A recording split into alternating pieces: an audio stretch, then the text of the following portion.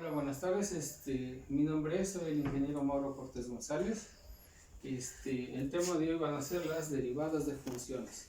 Como podrán ver, aquí tenemos lo que son las fórmulas principales de la diferenciación o de las derivadas, ¿sí? Vamos a ver las 5 primeras para retomar lo que es un recordatorio, ¿sí? Para la número 1 vamos a emplear distintos ejemplos.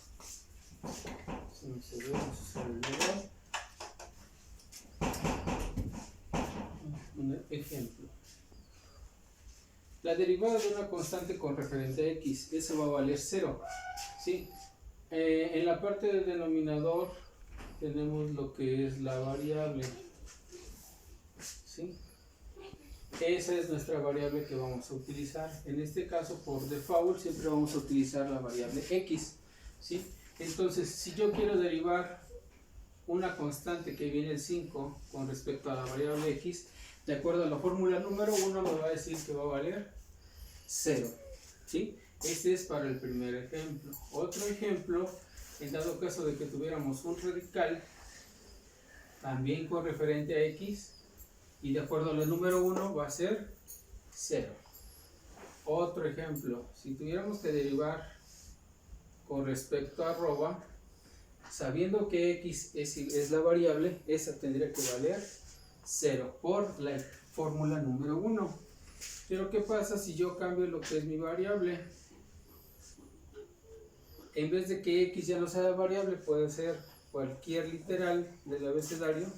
Decimos que la derivada de 3/5 con respecto a m va a ser igual a 0, ¿sí? Entonces, siempre tenemos que observar en la parte del denominador quién es mi variable, y dependiendo de eso, las demás se van a considerar constantes, incluyendo a los números, ¿sí? Eso es con referente a la primera fórmula. La segunda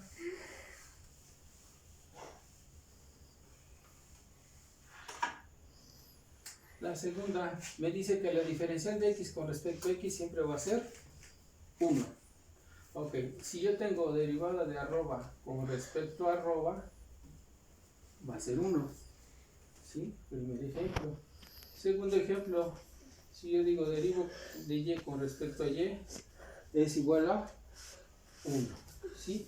Y así sucesivamente, ¿sí? Si yo derivo a m con respecto a m, siempre va a ser 1, ¿sí?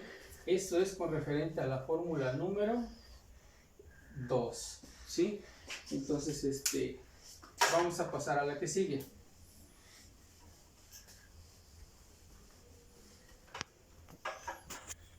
La siguiente es la número 3, donde, como les mencionaba hace rato, c es una constante diferente a la variable, ¿sí? Entonces aquí nos está indicando una variable. En este caso, como siempre, va a ser la variable x, ¿sí? Entonces, ejemplo, derivada, inciso A, derivada de 3x con respecto a x, ¿sí? Aquí nuestra variable va a ser x.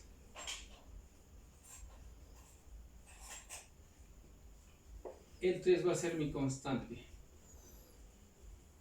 Entonces, ¿qué vamos a hacer con las constantes? De acuerdo a la fórmula, se van a pasar al inicio. Pongo el 3, derivada de x con respecto a x. ¿Por qué dejo la x? Porque x es la variable, ¿sí? Entonces aquí multiplico 3 por la derivada de x con respecto a x, que va a ser 1. Y me va a dar resultado 3 por 1, 3. ¿Sí? Otro ejemplo, ¿sí? Derivada de 5x, 5 tercios de x con respecto a x. De igual forma, esta va a ser la constante, la pasamos al inicio. Serían 5 tercios de la derivada de x con respecto a x. Y como ya hemos visto que la derivada de x con respecto a x es 1, entonces vamos a multiplicar 5 tercios por 1. Y eso nos da 5 tercios. ¿Sí? Ok. Por último, vamos a resolver otro problema más más concreto utilizando todas las fórmulas, ¿sí? Ok, aquí tenemos la fórmula de separación, ¿sí? Vamos a brincarnos a la número 5. La número 5, vamos a ponerle aquí derivada de x a la sexta con respecto a x, ¿sí? Esta número 6, 5.